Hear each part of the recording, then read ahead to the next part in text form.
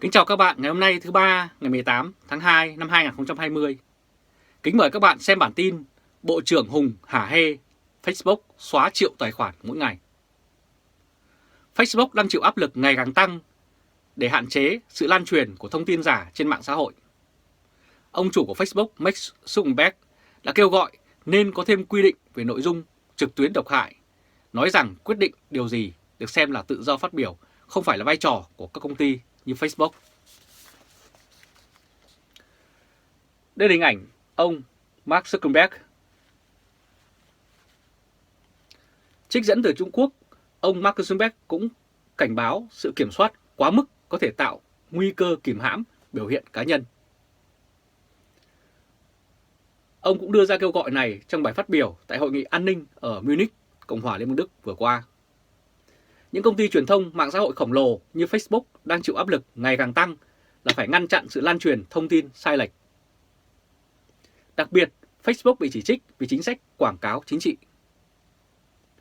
Công ty Facebook đã phải đưa ra các chính sách mới cho quảng cáo chính trị tại Mỹ vào năm 2018 và trên toàn cầu vào năm sau đó. Các quy tắc này yêu cầu quảng cáo chính trị phải cho thấy tên người được trả tiền quảng cáo và một bản sao quảng cáo được lưu giữ trong cơ sở dữ liệu có thể tìm kiếm công khai trong vòng 7 năm. Nhưng tuần này Facebook cho biết sẽ không bao gồm các bài đăng chính trị được tài trợ bởi các ngôi sao truyền thông xã hội trong cơ sở dữ liệu của mình. Vài bài viết của các chính trị gia không phải lúc nào cũng được kiểm tra xem các tuyên bố có đúng hay không như một phần của chính sách tự do ngôn luận của công ty.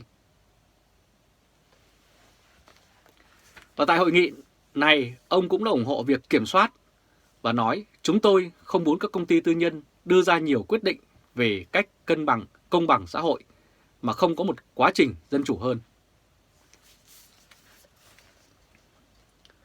Truyền thông mạng xã hội như Facebook, YouTube, Twitter hiện giờ đang thống lĩnh và đè bẹp các phương thức truyền thống như báo giấy và TV. Người sáng lập Facebook kêu gọi các chính phủ đưa ra một hệ thống quản lý mới cho truyền thông xã hội, đề nghị quản lý này nên là một sự pha trộn của các quy tắc hiện có ở các công ty viễn thông và truyền thông.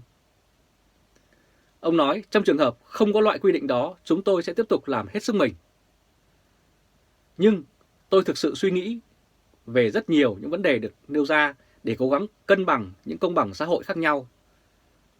Nó không chỉ là vấn đề đưa ra câu trả lời đúng, mà là đưa ra một câu trả lời mà cả xã hội cho là hợp pháp.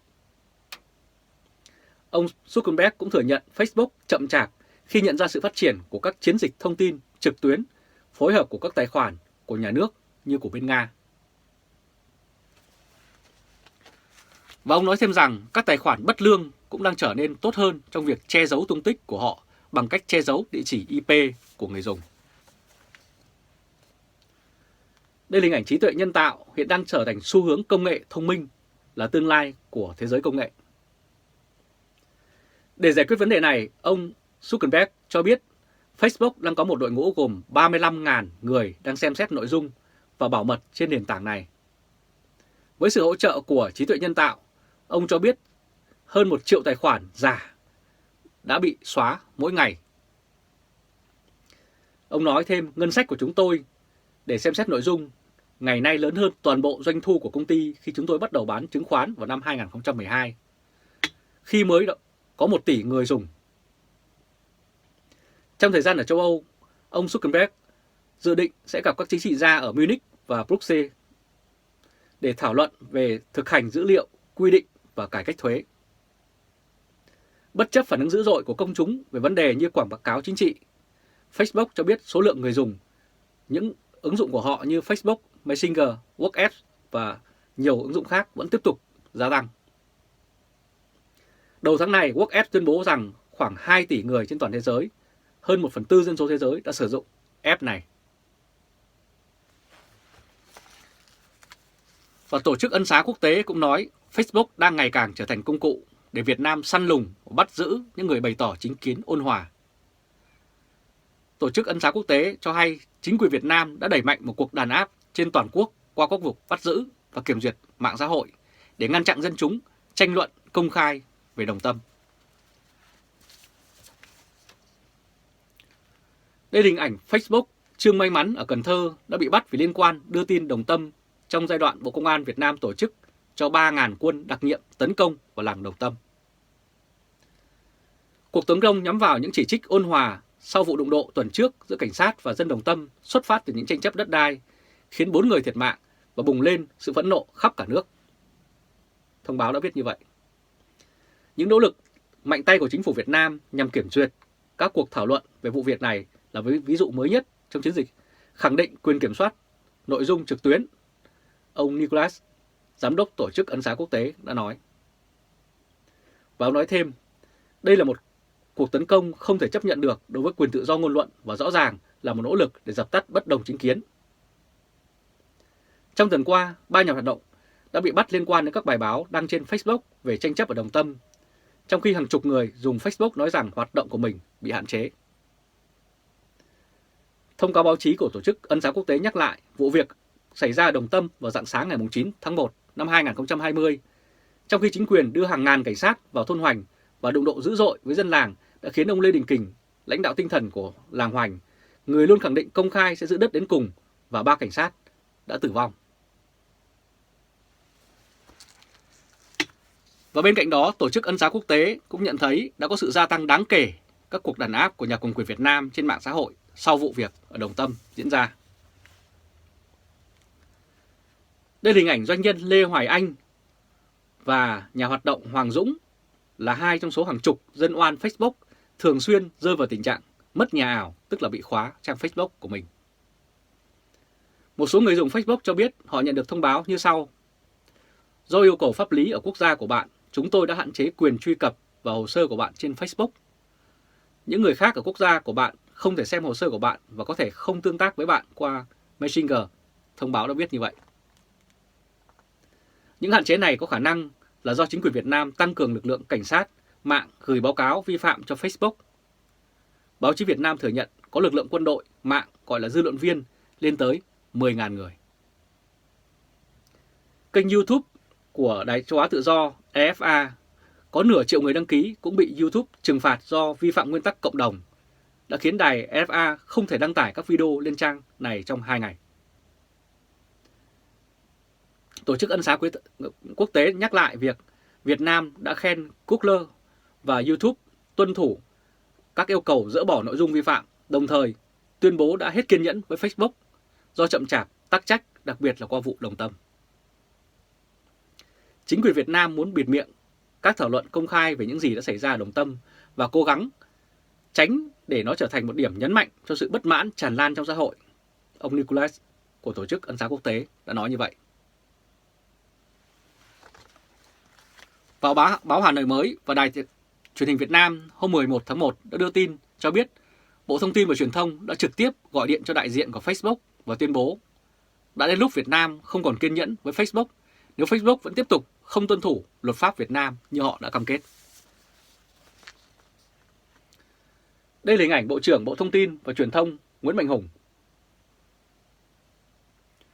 Đại diện Cục Phát thanh và Truyền hình và Thông tin điện tử Bộ Thông tin Truyền thông cho biết Facebook đã phản ứng rất chậm, quan liêu và làm theo ý của mình trong việc đáp ứng các yêu cầu của chính phủ Việt Nam gỡ bỏ các nội dung được coi là vi phạm pháp luật, thông tin sai sự thật, kích động bạo lực.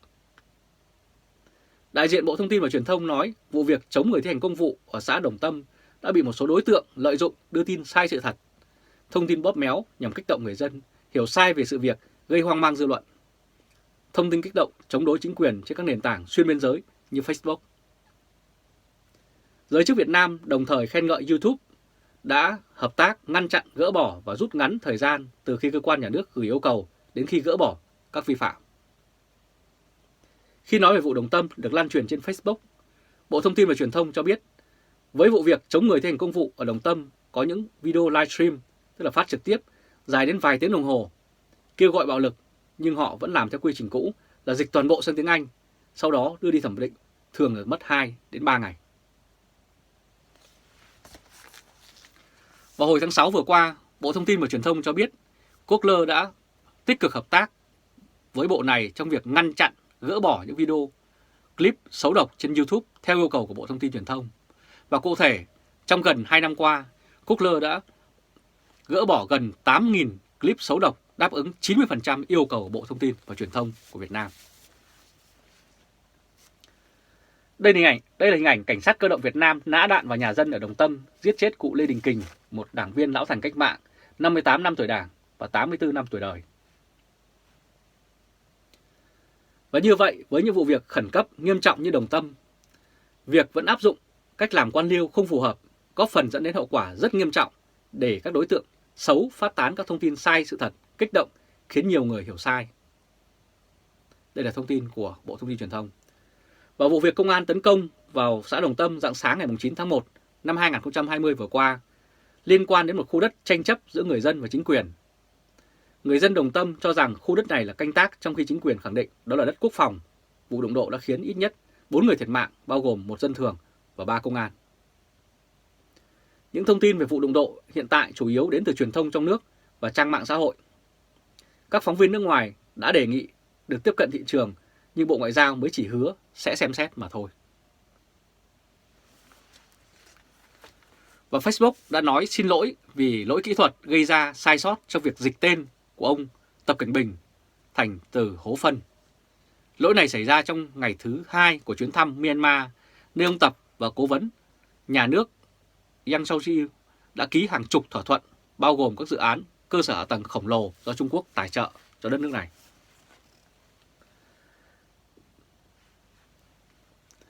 Facebook vào hôm 18 tháng 1 năm 2020 đã cho biết họ đã rà soát và xem xét làm thế nào mà tên nhà lãnh đạo Trung Quốc Tập Cảnh Bình xuất hiện bằng tiếng Anh là với dịch ra là tiếng là ông Hố Phân.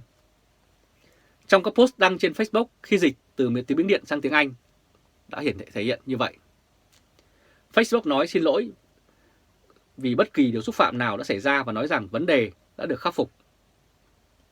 Một tuyên bố về chuyến thăm được công bố trên trang Facebook chính thức của bà Sang Ju đã tràn ngập các lỗi về tên của ông Chủ tịch Trung Quốc Tập Cảnh Bình được viết thành Hố Phân khi được dịch sang tiếng Anh.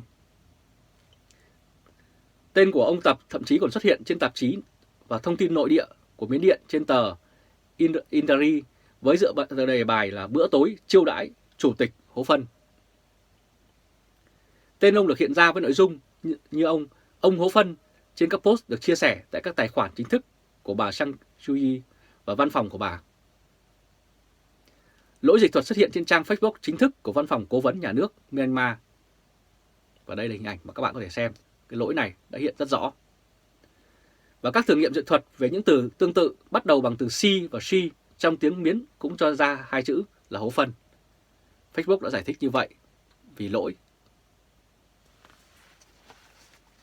Và Việt Nam là một đất nước nằm dưới sự cai trị của Đảng Cộng sản độc tài. Ở đây không có tự do bầu cử và tự do báo chí, thiếu vắng sự tự do biểu đạt cùng với những quyền căn bản khác của con người. Và họ chỉ được hưởng quyền còng lưng đóng các loại thuế, phí chồng chất để nuôi bộ máy hàng triệu công an và quân đội, sẵn sàng ra tay đàn áp, nhả đạn vào người dân, dám nói lên sự thật. Nhưng chính sự bưng bít cấm đoán đó là điều hết sức nguy hiểm. Và khi cả nước bị dồn nén, sẽ đến lúc nó bùng nổ. Và khi đó thì chính những kẻ cường quyền đàn áp nhân dân sẽ tự chuốc lấy mọi hậu quả căm hờn từ hàng triệu người dân Việt Nam. Rất cảm ơn các bạn đã chú ý dõi chương trình truyền hình trực tiếp của Lê Trung Khoa Thời báo.de ngày hôm nay thứ Ba, ngày 18 tháng 2 năm 2020. Các bạn hãy để lại bình luận và chia sẻ video cho nhiều người biết và bấm nút theo dõi YouTube và Facebook của Thời báo.de. Và chúng tôi sẽ tiếp tục cập nhật những bản tin mới nhất để phục vụ các bạn. Từ Berlin, Cộng hòa Liên bang Đức, Trung Khoa.